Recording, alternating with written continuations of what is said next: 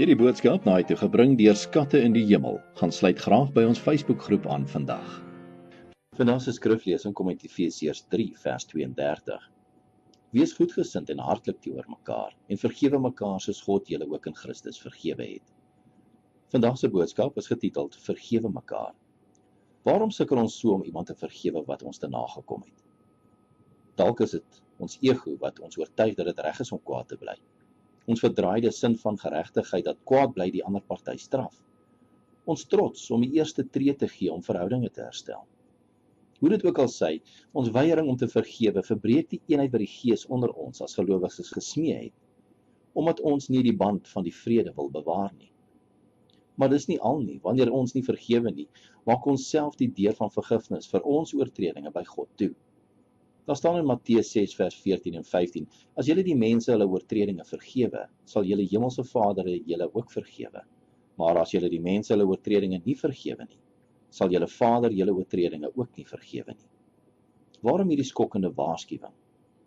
Want as ons nie ander vergewe nie, ontken ons die een ding wat ons almal in gemeen het, naamlik dat ons sondaars is wat nodig het dat God ons vergewe.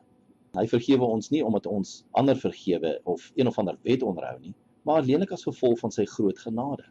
Soos ons vers vir die dag sê, hy vergewe ons in Christus. As jy dit verstaan, kom jy diep onder die besef dat jy eintlik 'n geseënde van God is, omdat jou sonde nie teen jou gehou word en jy daarvoor gestraf word nie. Hoe kon ons dan weier om ander te vergewe? My vergifnis aan ander mense word my lofsang van dankbaarheid teenoor hom, omdat ek sy geseënde is, en verder word my vergifnis 'n refleksie van God se vergifnis vir alle mense. Natuurlik kom vergifnis nie van self nie, dit is 'n voortvloeisel van God wat in my werk om te wil vergewe. Maar dit vra my samewerking. Ons moet sy werk in ons gehoorsaam en dan 'n wilbesluit neem om te vergewe. Dit is presies wat Stefanus gedoen het toe hy sterwend vir sy moordenaars gebid het. Hy het vir die Here gesê in Handelinge 7 vers 60, Here, reken hulle hierdie sonde nie toe nie. Kom ons bid saam. Ons hemelse Vader, sonder u vergifnis aan ons, sou ons steeds in sonde opgesluit gewees het. Maar nou is ons u geseënde. U het ons vergewe.